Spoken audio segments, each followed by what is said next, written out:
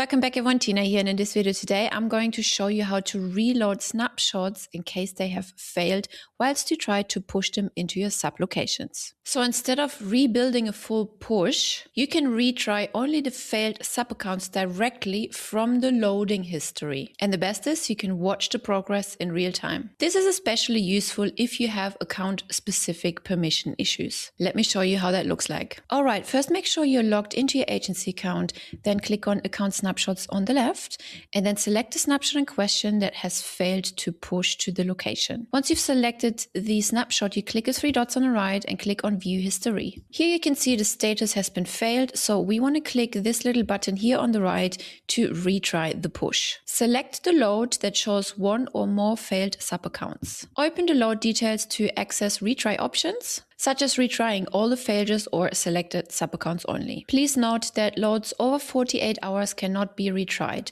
You must then create a new load instead. So if the snapshot was modified after the original load, start a new load again to ensure the most current version will be applied. Please note that the retry actions only apply to the sub-accounts that have been failed. Successful sub-accounts are not being retried. And then of course all users who have access to permissions and are allowed to push snapshots can do this action. Well, I hope you like this feature and I will see you in the next video.